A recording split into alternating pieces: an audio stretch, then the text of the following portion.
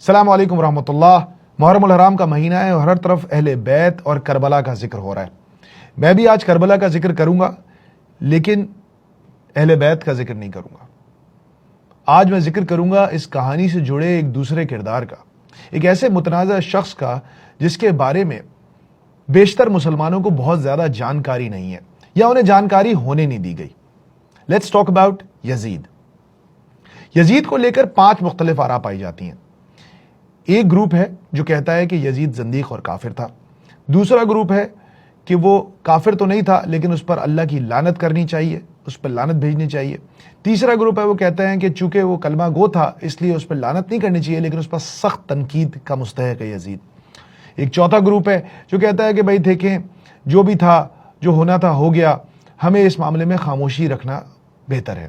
اور ایک 5واں گروہ ہے جو یزید کو کسی بہت جلیل القدر شخصیت کے طور پہ سامنے رکھتا ہے۔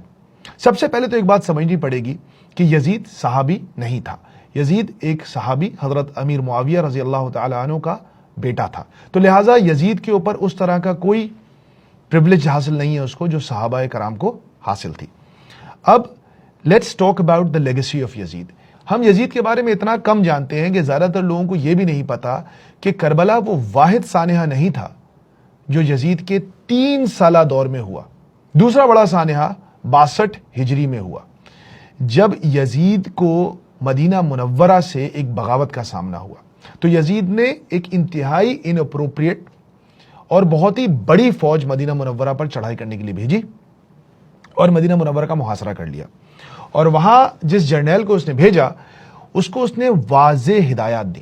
اس جرنیل کا نام مسلم بن عقبہ تھا اور یزید نے اس کو کہا کہ جاؤ پہلے ان کو دعوت دینا، وہ بات مان لیں تو ٹھیک ہے، ورنہ ان سے لڑائی کرنا، اور جب تم ان پر قابو پالو تو 3 دن تک مدینہ کو مباح کر دینا۔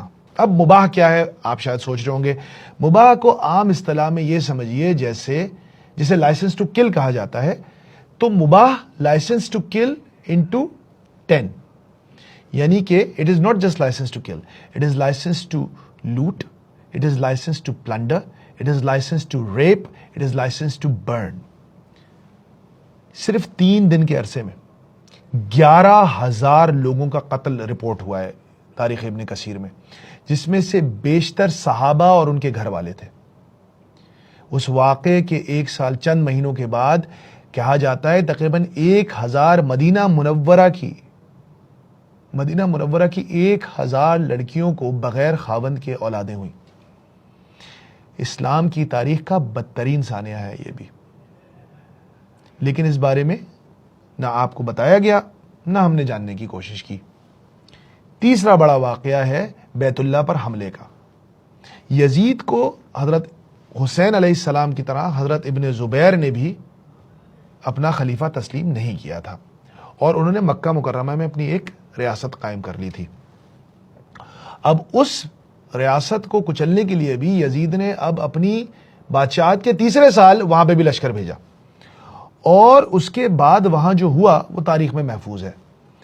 مدینہ منورہ کی تباہی سے کوئی سبق سیکھے بغیر یزید نے مکہ مکرمہ پر بھی اس سے بڑا حملہ کیا، اور اتنا شدید حملہ کیا کہ بیت اللہ شریف تک کو آگ لگ گئی اس کی توپوں کے گولوں سے، اور مسجد الحرام کے اندر بھی تمام سرگرمیاں موقوف ہو گئیں، اور یہ واقعہ اور یہ معاملہ کئی ہفتوں تک جاری رہا، حتیٰ کہ یزید مر گیا اور حضرت ابن زبیر اپنی جان بچانے میں کامیاب ہو گئے۔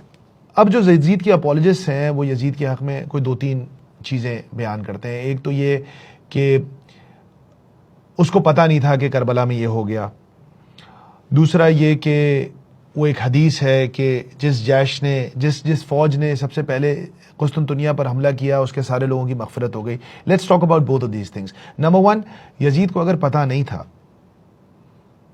کہ یہ ہو چکا ہے، تو جب اس کے وہ جرنیل، اس کے وہ لشکر حضرت حسین کا سر لے کے اس کے دربار میں آئے، تو پھر اس نے کیوں ان کے ہونٹ مبارک پر اپنی چھڑی ماری، اور کیوں نہیں اس نے اپنے ابن زیاد، شمر اور دوسرے جرنیلوں کا سر قلم کر دیا سزا کے طور پہ۔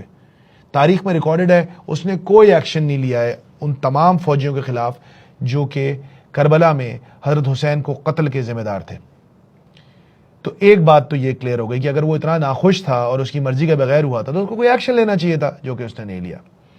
دوسری اہم بات، کیا یزید اس حدیث کی کوریج میں آتا ہے جس کے بارے میں کہا جاتا ہے کہ وہ پہلی فوج جس نے قیصر کے شہر پر حملہ کیا اس کے تمام لوگوں کی مغفرت ہو گئی؟ تو اس کو لے کر بھی دو باتیں نوٹ کر لیجئے۔